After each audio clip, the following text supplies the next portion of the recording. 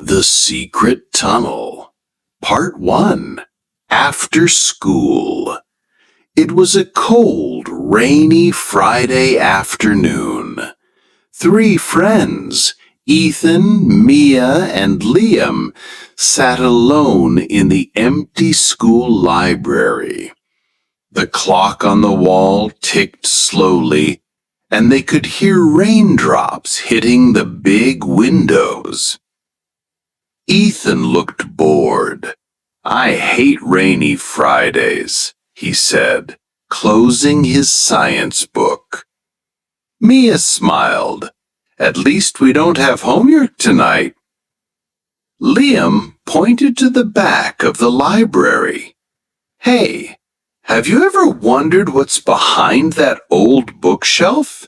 It never moves." Ethan raised an eyebrow. "You mean the huge one? The one with the broken books?" "Yeah," Liam said. "I read that this building is really old. Maybe there's something behind it." Mia laughed. "Like what? Ghosts?" Ethan stood up. "Let's find out." Part 2, The Hidden Door. The 3 friends walked to the back of the library. The big bookshelf was dusty and full of old, unused books. Ethan pushed it with all his strength. At first it didn't move. Liam joined him, and together they pushed again. Suddenly, the bookshelf moved a few inches. A cold wind came from behind it. Mia gasped. "What was that?" Ethan found a small handle on the wall behind the shelf. He pulled it. The shelf moved more, revealing a dark, narrow door. Liam shone his phone flashlight into the crack. "There's something here. A tunnel?" Ethan looked excited. "Should we go in?" Mia crossed her arms. "This is probably not a good idea." But Ethan grinned. "Come on, Mia. It's just a tunnel. We'll be quick." Mia rolled her eyes. "Fine, but if we get caught, I'm blaming you." Part 3, Into the Tunnel.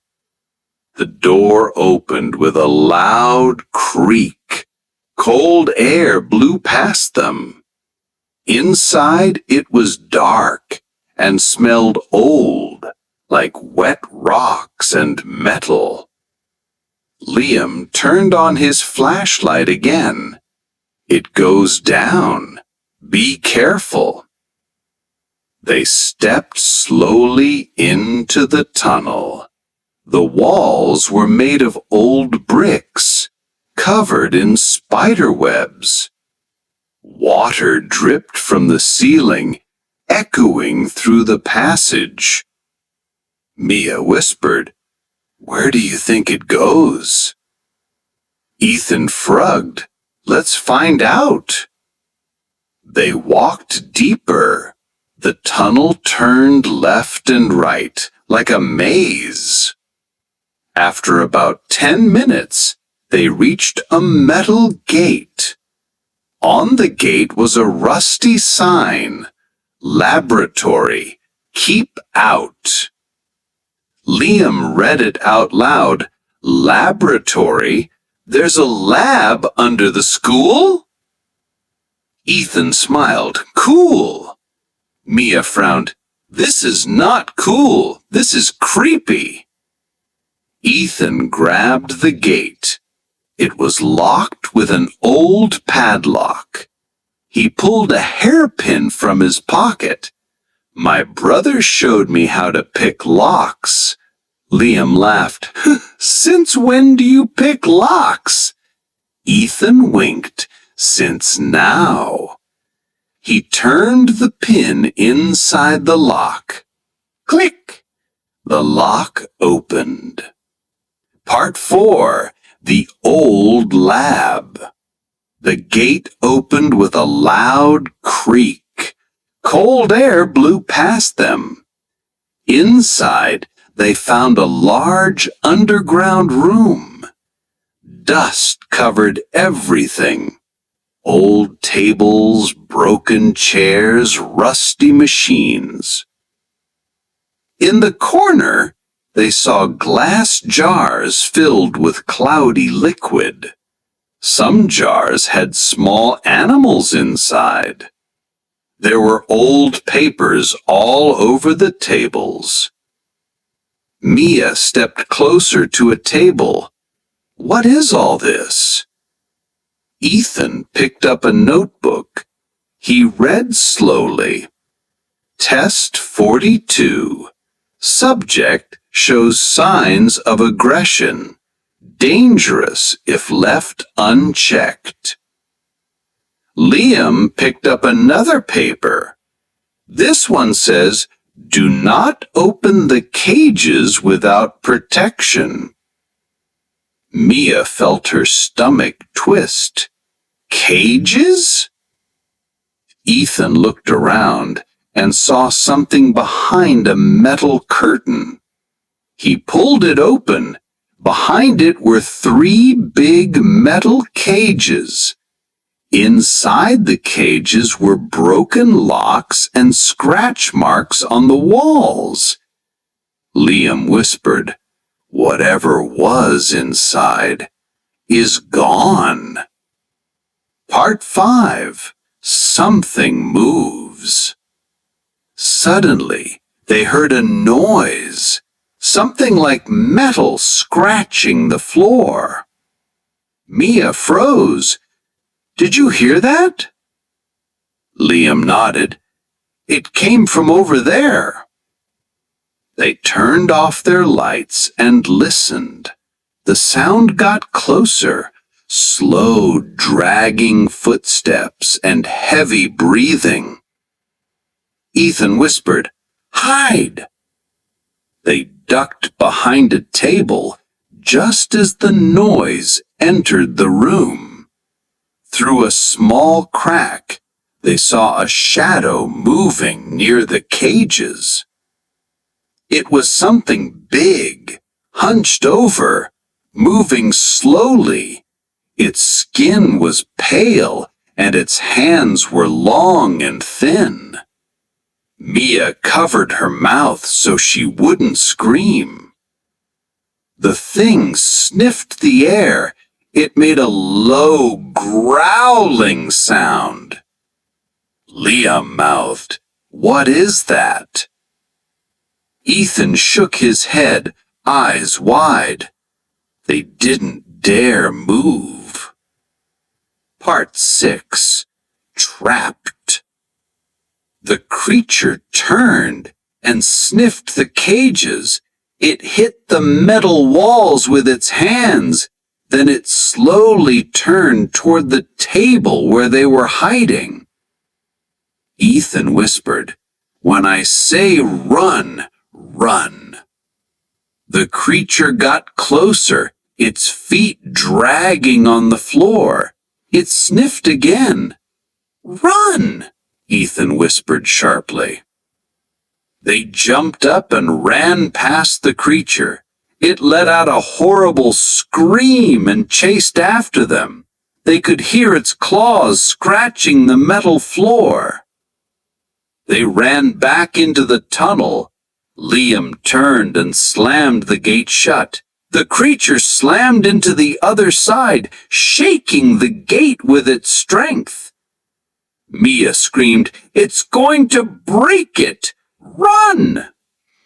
They ran through the dark tunnel, slipping on wet stones. Behind them, they heard the gate's metal creaking. Part 7. Out of the Darkness. They saw the light from the door where they entered, but suddenly Ethan stopped. He said, "The door! yelled, "We have to push the shelf back!" They reached the door and pushed it open. Together they pushed the big bookshelf back to cover the secret door just as they heard the creature's growl echo through the tunnel. They fell to the floor, gasping for air. Liam's hands were shaking. What was that thing? Ethan's voice trembled. An experiment, something they made and left down there. Mia hugged her knees. It almost got us. What if it finds another way out? They looked at each other, realizing the danger wasn't over yet. Part 8. The Secret Plan. The next day, they met again in the library. They spoke in whispers, afraid someone would hear. Ethan said, "We can't just leave it there. What if it escapes and hurts someone?" Liam agreed. "We have to tell someone, the principal, the police." Mia shook her head. "Who would believe us? They'd think we're crazy." Ethan opened the old notebook he had taken. "Look at this. There's another door, a back exit from the lab." Liam frowned. "So what?" Ethan looked serious. "We can trap it. We lead it to the back door, lock it from the outside, forever." Mia's eyes widened. "You want to go back down there?" Ethan nodded. "It's the only way." Part 9. Back underground. That night, they sneaked into the library again. This time, they brought ropes, flashlights, and a plan. They pushed the shelf aside, opened the door, and stepped into the tunnel. It was cold and silent, too silent. Mia whispered, "Do you think it's still there?" They reached the gate. It was bent, almost broken. Inside, they saw the creature sleeping near the cages.